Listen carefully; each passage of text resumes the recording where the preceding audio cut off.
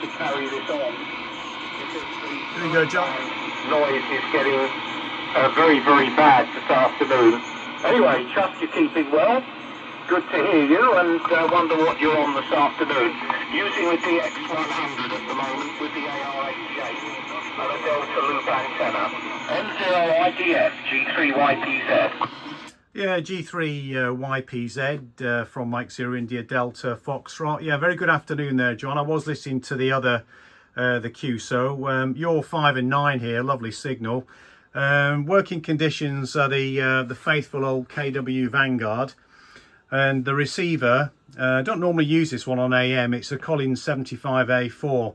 So they're glowing very nicely in the shack here. It's wonderful in the winter time to have this sort of equipment running. And to say, John, you're a very good signal. And I'm taking a video of this, so hopefully I'll be able to send it to you after this. And you'll hear how good you are.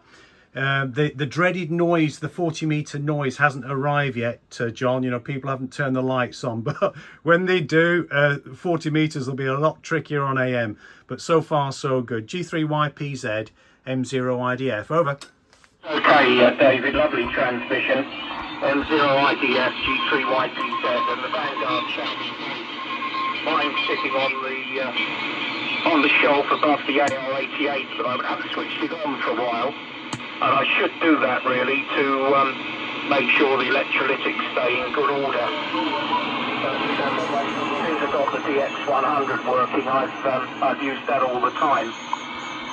Yeah, interesting to see the video. I'm live streaming this. You might be watching it on the AM Europe group or something. But this video does seem to generate a little bit more activity on this mode. And I think makes people aware that contacts are possible, and it isn't just all about transceivers and all of that stuff. So all very good. Not a particularly nice afternoon up here. It's overcast and grey, about 8 degrees, and I'm in the shack with the heaters in the valves and this lovely old oh dear, yeah, there is a different feel about working with this pile of old junk, David, as I'm sure you realise. And I bet your Collins receiver sounds great. M0IDF, G3YPZ. Yeah, G3YPZ, M0IDF, returning. For any shortwave listeners, I'm near Epping in Essex. Yes, John. Well, yeah, it's sounding good. There's a bit more QSB creeping into your transmission than there was earlier on. And a little bit of QRM as well, in the shape of some strange Morse coming in. And it does feel like very old school AM. I absolutely love AM for that sort of vintage historic feel. You don't get that on sideband. And I think the noise that you get, because you're not sort of beating the noise against a carrier in the way that SSB does it and then filtering it, it just sounds different. It's I don't know, you know, John, I love AM and messing about with this old gear. Well, the video will hopefully capture quite a bit of vintage gear in the shack here, so if anybody does see it, they might well be enthused to buy themselves some vintage gear, and of course they can hear it. So in the shack, in the same sort of vicinity, there's a Hallicrafters S20R, which would also be very good to receive you on AM, and there's some TCS gear as well, and an SX28 receiver, which would also be very, very good. But to say, currently I've got this 75A4, which I got as an absolute steal at an auction, and it's so good. I had one of those S-line receivers, and at one point I thought I'd be going down the S-line route of, you know, getting the full sort of S-line separates, and that receiver was the start. That was the 3S, is it? And I much preferred this one. I prefer a black crackle finish, I think, than and a bigger box to the later sort of S-line case sizes. So I sold that, and I've been very happy with this one ever since. And this is my sort of vintage, my principal vintage SSB receiver. Of course, the other gear will quite happily receive SSB, but without a product detector it's just a bit trickier. But yeah, it works very, very well on AM as well. Very good on CW, and being dual conversion, you know, it's good on the higher bands, unlike a lot of the older stuff. And it's got very good mechanical filters in there. It's got 3 filters in there as well, so very, very high quality bit of kit. Would have been no doubt very expensive back in the day. A friend of mine has the matching AM transmitter to this, which I think has got a blown mains transformer, so we might be doing a deal with that at some point. It would be nice to have a pair of Collins twins, although the bit that's the Collins gear that's generally with this is the, I forget the model number, but it's the floor standing SSB kit.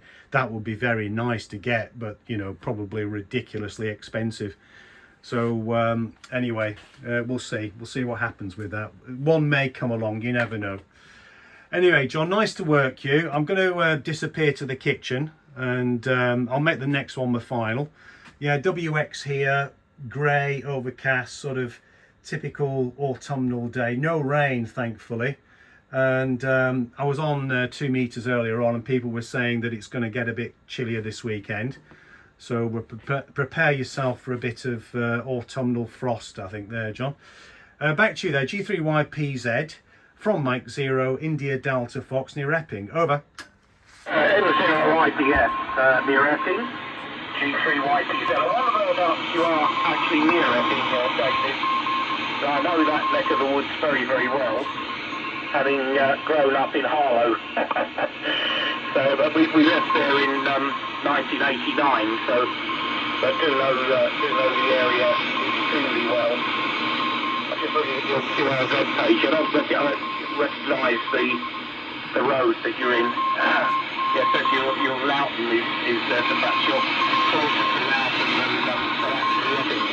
Anyway, all very good and okay on all that lovely equipment that you've got. It sounds like you did well, you know, on that auction to get that. Very, very good. I think the Collins and the Drake equipment fetch quite high prices, don't they? I think anything vintage these days commands a bit of a price. So the mains transformers, yeah, I guess you could probably get them rewound. Or that there might be a, you know, sort of a modern way around it.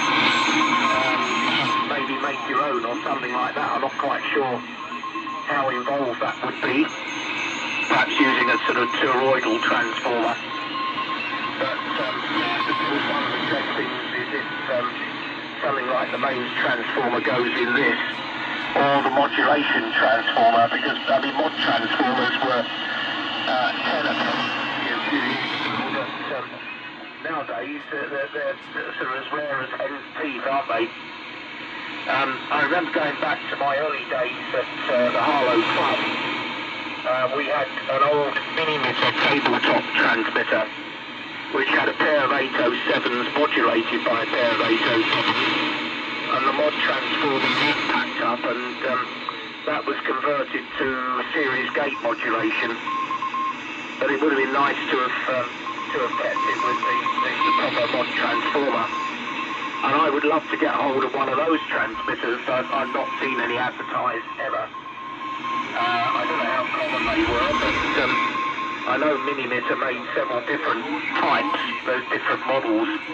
But I've never seen any advertised, and the station, I think someone in VMARS has probably got one. I seem to remember working, whoever it was, some years ago. But yeah, it's interesting stuff, and it's good to keep the old equipment going, isn't it? And you know, having that sort of bit of a link to our history and so on, David. I've only been playing on 10 meters, been having great fun up there. And I've been working VK6BZ near Perth several days, and the best signals have been, we had one day at S8 and one day where we were both S9 with each other. Didn't work this morning because the band wasn't open, and Steve had to get on earlier, and I think it was probably a bit too early. But W3TMP and Andy G40JY worked him. and Gary G0FWX, who's got a big antenna system in CT1EHI.